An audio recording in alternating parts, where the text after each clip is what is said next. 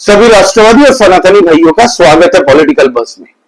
दोस्तों, आज हम कुछ अहम मुद्दे पे बात करेंगे जिस पे चर्चा होनी बहुत जरूरी है। पहले तो हम बात करेंगे अटारी वाघा बॉर्डर पाकिस्तान ने क्लोज कर दिया है, अपने ही पाकिस्तानी लोगों को लेने से मना कर दिया है एक तरीके से।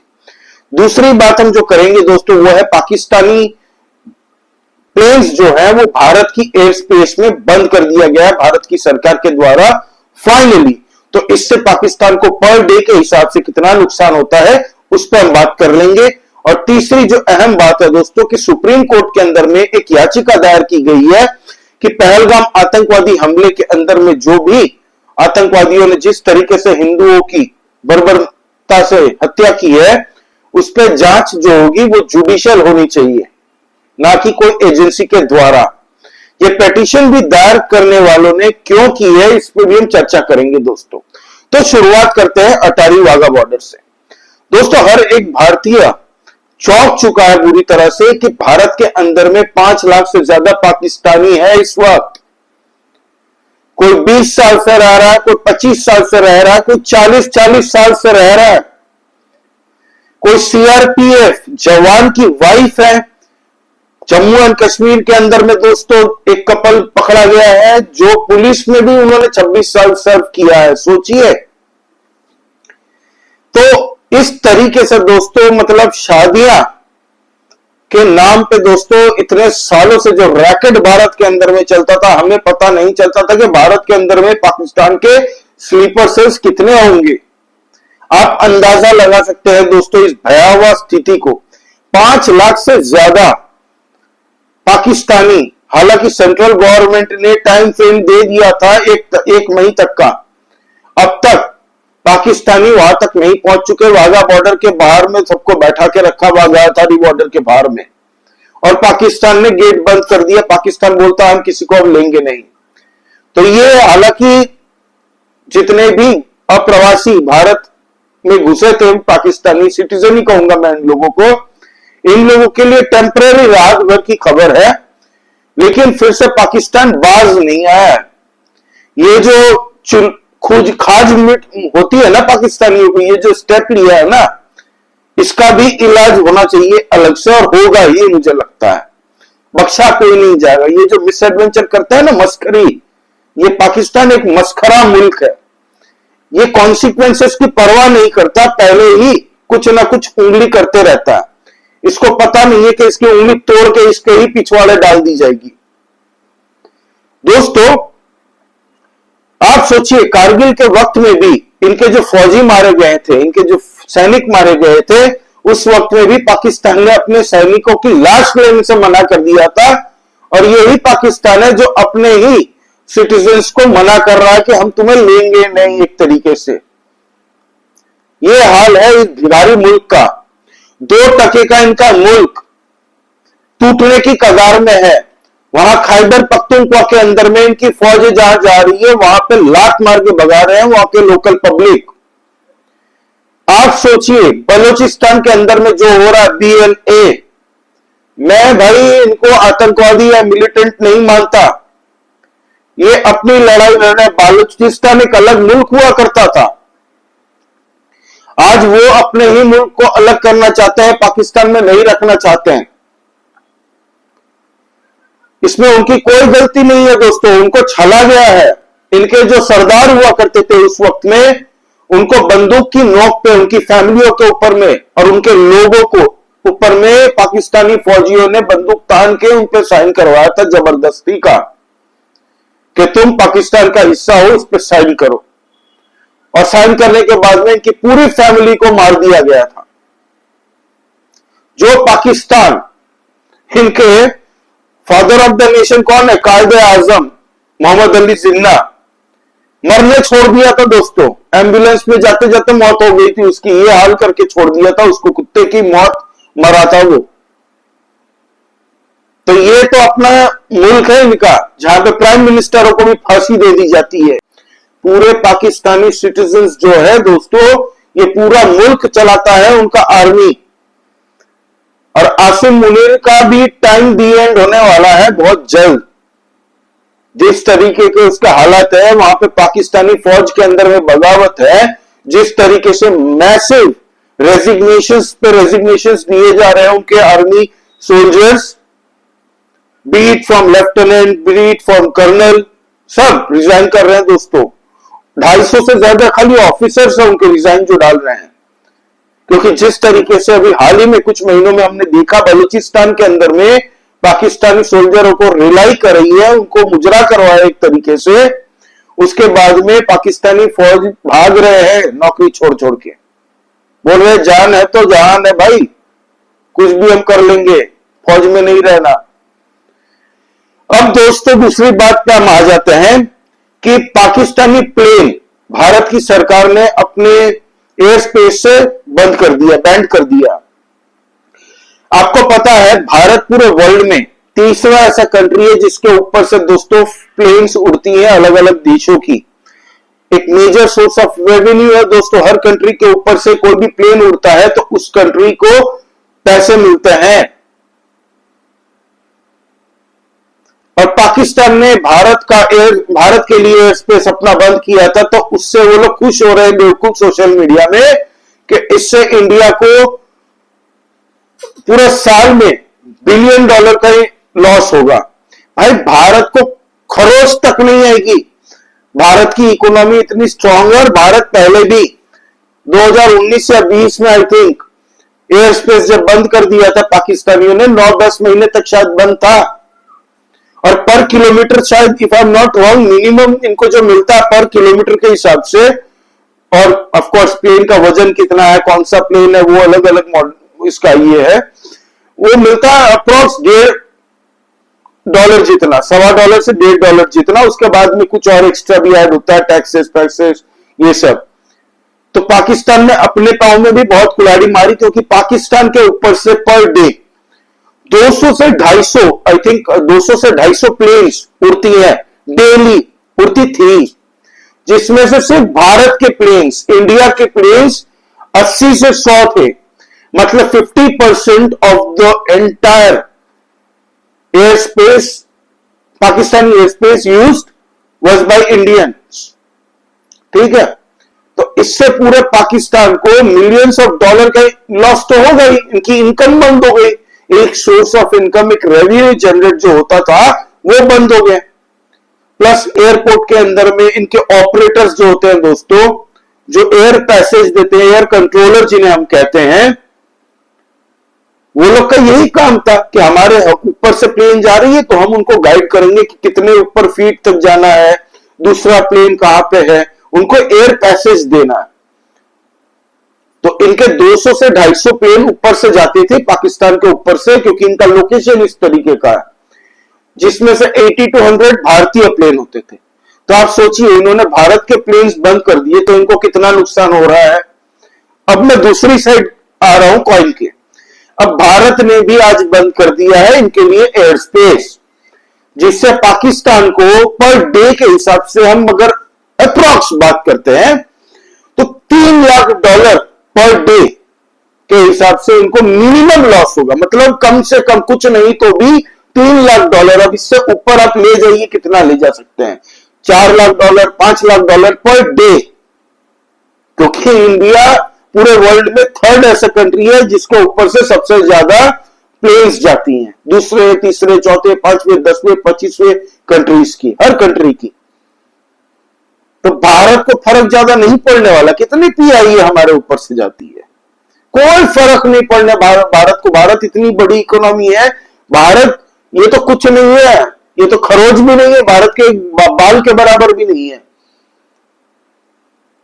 लेकिन पाकिस्तान को सोचिए, मिनिमम $3 लाख अगर पर डे के हिसाब से जाता है तो पर 10 दिन के अंदर में इनका $3 मिलियन होते हैं।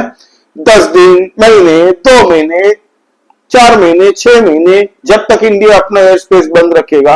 ये खाली एयर स्पेस बंद होने का नुकसान बता रहा हूं मैं, वो जो इनको इनकम होती थी वो अलग है भाई, ये अलग है। तो पर डे भारत के ऊपर से ना जाने का खामियाजा पाकिस्तान को $3 लाख, जो कि पाकिस्तान के लिए बहुत बड़ा डेंट है। 4-5 महीने अगर बंद रख दिया ना एयर स्पेस, तो ये न जाने कितने मिलियंस में होंगे ये फिगर, पाकिस्तान के लॉस में, और ऊपर से इन भिखारी को युद्ध में भी आना है, युद्ध में भी ये घसीटे जाएंगे, जलील होंगे फिर से। भारत क्या है, लगाओ 2 महीने तुम वॉर लगाओगे, 2 महीने करने को, ये 3 दिन इनके पास में 3 से 4 दिन मुश्किल से सस्टेन कर सकेंगे। आज एक और न्यूज आई है कि वर्ल्ड बैंक ने सैंक्शन कर दिया है इनके ऊपर में कि $108 मिलियन हम पाकिस्तान को देंगे। ऑफ कोर्स डेवलपमेंट प्रोजेक्ट के नाम पे ही देंगे वर्ल्ड बैंक, क्योंकि वर्ल्ड बैंक में भी कुछ लोग इनके फेवर वाले हैं ना। अमेरिका तो आपको पता है दुगलामी करता ही है, उधर से फंडिंग करेगा पाकिस्तान को किसी न किसी तरीके से, और इधर भारत को बोलेगा मारो साले को, ताकि उनके हथियार बिक सके। लेकिन भारत भी एक बड़ी इकोनॉमी है, भारत भी जानता है कहां तक एस्केलेट करना है without damaging much to our own economy. That is the primary focus. Pakistan का इलाज इस तरीके से होगा इस बार कि पाकिस्तान भी एंटिसिपेट नहीं कर पाएगा कि भाई हमारे साथ हुआ क्या, होने के बाद भी इनको कई दिन लग जाएंगे सदमे से उभरने के लिए, और कई दिन इनको लग जाएंगे दोस्तों ये समझने में कि हुआ क्या हमारे साथ। और ऑफकोर्स ही बात है, ये सब बातें किसी को पता नहीं है और ना ही पता होनी चाहिए। ये ऑफकोर्स हमें पता चल जाएगा जब कांड हो जाएगा पाकिस्तान के साथ। वहां पे बलूचिस्तान अलग हो सकता है, पीओके भी अलग हो सकता है, खैबर पख्तूनख्वा तो हॉट है ही, साथ ही साथ में अफगानिस्तान बॉर्डर तो हमारा भाई है ही अफगानिस्तान। तो पाकिस्तान अभी समझ नहीं पा रहा कि उनके साथ होने क्या जा रहा है। तीसरी अहम बात है दोस्तों, सुप्रीम कोर्ट के अंदर में किसी ने यह याचिका दायर की कि पहलगाम जो आतंकवादी हमला हुआ है उसकी जांच जुडिशियल जांच हो। जुडिशियल जांच मतलब एजेंसीज के द्वारा ना हो, ये जज के फॉर्मल जजेस की निगरानी में जांच हो, ऐसा कुछ। और ये दायर किसने की ये नाम अभी तक क्लियर नहीं है, लेकिन इनका मेन फोकस था कि जम्मू एंड कश्मीर के जो स्टूडेंट जम्मू एंड कश्मीर के बाहर पढ़ाई करते हैं उन पे अत्याचार हो रहा है, उनको कंपेंसेशन मिलना चाहिए, उनकी अब दलील सुनिए। ये एक तरीके से दोस्तों पहलगाम में जो आतंकवादी हमला हुआ है उनके जितने भी आतंकवादी थे और लोकली जो इन्वॉल्व है इसमें, उनको बचाने की एक तरीके की कोशिश थी। क्यों कोई एनजीओ कोई ह्यूमन राइट्स वाले नहीं आ रहे पता है? पहले तो आतंकवादियों पे हमारी सेना एक गोली भी मारती थी अपने बचाव में, तो दोस्तों ह्यूमन राइट्स वाले बखेला मचा देते थे, पूरे वर्ल्ड मीडिया में छपवाते थे, फोटो खींच खींच के बदनाम करते थे। आज क्यों कोई नहीं है वहां पता? फंडिंग नहीं है। दूसरी बात है, जैसे ही किसी ने दलील की तुरंत कार्यवाही होगी। अब वो सरकारें तो है नहीं कि सरकार किसी की भी हो, सिस्टम तो हमारा रहेगा, ऐसा बोलने वालों की तो सरकार है नहीं। और जितने भी एनजीओ हैं सबके पाइपलाइन और इनकी नाड़ी काट दी गई है। भारत के लोग 130 करोड़ लोग आज भारत सरकार के साथ में कंधे से कंधा मिला के हैं इस मुद्दे पे।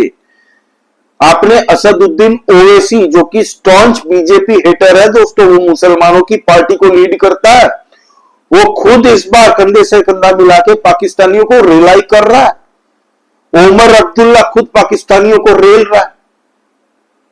भारत के कुछ राजनीतिक पार्टी हमारे देश के खिलाफ बात कर रहे हैं, पाकिस्तानी प्रोपागेंडा भले कर रहे हो, जिसको पाकिस्तानी मीडिया में दिखाया जा रहा है। उस पर मैंने सेपरेट कल वीडियो बनाई थी, आप वो वीडियो चेकआउट कर सकते हैं कि मायावती ने किस तरीके से कांग्रेस और समाजवादी पार्टी को भी लताड़ा है। तो ये जो वक्त है, ये भारत के 130 करोड़ लोग अभी नॉनसेंस के मूड में नहीं है।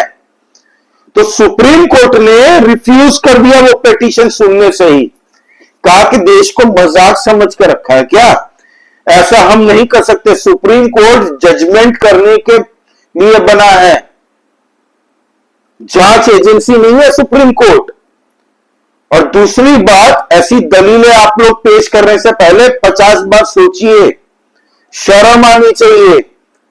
कितना सेंसिटिव मुद्दा ये सब, आतंकवादी मामला भारत के अंदर में, इसमें सुप्रीम कोर्ट नहीं पड़ेगी क्योंकि इससे एजेंसीज को डिमोटिवेट डिमोटिवेशन होता है, हमारी आर्मी पे डिमोटिवेशन होता है इसका ये सब चीजों का नतीजा। तो हम इस पे कोई सुनवाई नहीं करेंगे। आप अपनी पिटीशन वापस लीजिए। लताड़ा है पिटीशन डालने वालों को, तो ये किसी ने डाला है या किसी ने डलवाया है, ये तो खैर खुल के बाद में आएगा तो आएगा, लेकिन सुप्रीम कोर्ट ने साफ मना कर दिया है इस पे कोई सुनवाई करने से। कह दिया है निकलो यहां से, ये जांच एजेंसी नहीं खोल के बैठी है, ये फैसले सुनाती है, मुकदमा लड़ती है, हक दिलाती है, न्याय की जस्टिस की मूरत है सुप्रीम कोर्ट। और इससे दूसरी जितनी भारत की एजेंसीज है उनको डिमोटिवेशन होता है ये सब स्टेप्स एक्शन लेने से। तो हम इसमें बीच में नहीं पड़ने वाले हैं। और आज अमित शाह जी ने भी कह दिया, आज अमित शाह जी का भाषण था दोस्तों, अमित शाह जी ने कैटेगरिकली कह दिया एक भी इन्वॉल्व जो था इस टेररिस्ट आतंकवादी हमले में, उनका लॉजिस्टिक सपोर्ट करने वाला भी, उनका इन्फॉर्मर भी, उनको जिन्होंने पाला पोसा खाना खिलाया, जहां पे छुपने का मौका दिया, जितने भी जन इसमें इन्वॉल्व थे, एक को भी नहीं बख्शा जाएगा। आपने देखा किस तरीके से जम्मू एंड कश्मीर के अंदर में 9 घरों को उड़ा दिया इंडियन आर्मी ने। कई 100 लोग हिरासत में हैं दोस्तों। 14 या 15 लोगों की लिस्ट जो लोकल थे जम्मू एंड कश्मीर के, उन लोगों की लिस्ट भी जाहिर की थी जिनका इन्वॉल्वमेंट था इस पहलगाम आतंकवादी हमले में। तो कोई नहीं बख्शा जाएगा, पाकिस्तान भी नहीं बख्शा जाएगा, ना उनके चेले चपाटे आतंकवादी यहां पे बचे जाएंगे, ना ही वो राजनीतिक पार्टी जो मीडिया की बात करती है, पाकिस्तान का नैरेटिव चलाती है दोस्तों, अपने ही देश पे इतना बड़ा आतंकवादी हमला हो गया, इसको जुटलाने की कोशिश करते हैं, उसको भी नहीं बख्शा जाएगा। जनता बख्शने के मूड में नहीं दिख रही है कहीं से भी इस बार उनको भी। और दोस्तों ये जो पाकिस्तानियों को रोक लिया गया है अतारी वाघा में, पाकिस्तान के बाप को भी वापस लेना पड़ेगा। हालांकि एक एग्रीमेंट था कि टाइमलाइन जब तक खत्म नहीं होता, जितने भी पाकिस्तानी है, Pakistan is bound to take them back timeline के अंदर में। लेकिन ये लोग 30-30, 40-40 सालों से भारत में रह रहे हैं। कांग्रेस की सरकार ने वोट बैंक बनाने के लिए भारत की नेशनल सिक्योरिटी से खिलवाड़ किया है। इससे बड़ा सबूत किसी भी भारतीय के लिए होना नहीं चाहिए। और ना ही किसी भारतीय को पता था कि इस स्केल तक भारत के अंदर में पाकिस्तानी बसे हुए हैं स्लीपर सेल्स। सीआरपीएफ की जवान, सोचिए इतना सेंसिटिव प्रोफेशन है। एक पुलिस वाले की वाइफ कश्मीर के अंदर में, इतने सेंसिटिव प्रोफेशन के अंदर में भी ये लोग इंटर कंट्री शादी करवा रहे हैं। क्या सेफ्टी एंड सिक्योरिटी, कोई भी इंफॉर्मेशन सेफ रह सकती है ऐसे? भारत की इंफॉर्मेशन ये लोग ऑफकोर्स पास करती होंगी। और मैं इनको पाकिस्तानी सिटीजन्स ही कहूंगा, और ये है भी। इनके पास आज भी पाकिस्तान का डॉक्यूमेंट्स भी है, भारत के डॉक्यूमेंट्स भी है। यहाँ पे बच्चे पैदा करते हैं भारत का खाने के लिए, भारत सरकार के पैसे से पलने वाले ये कुत्ते इतने सालों से सारी फैसिलिटीज जो लेते हैं, इन लोगों के पास ये भी है, यहाँ के डॉक्यूमेंट्स भी। आप सोचिए, और यहां पे वोटिंग भी डालते ही है, आधार कार्ड, वोटर कार्ड। तो ये हाल है दोस्तों। आपका इन तीनों बारे में दोस्तों क्या कहना है, प्लीज कमेंट करके बताइए। लाइक कीजिए इस वीडियो को दोस्तों, प्लीज सब्सक्राइब करिए। हम लोग भारत के अंदर की पॉलिटिक्स को डिस्कस करते रहते हैं दोस्तों। जय श्री राम। सभी सनातनी और राष्ट्रवादी भाइयों को जय हिंद, वंदे मातरम।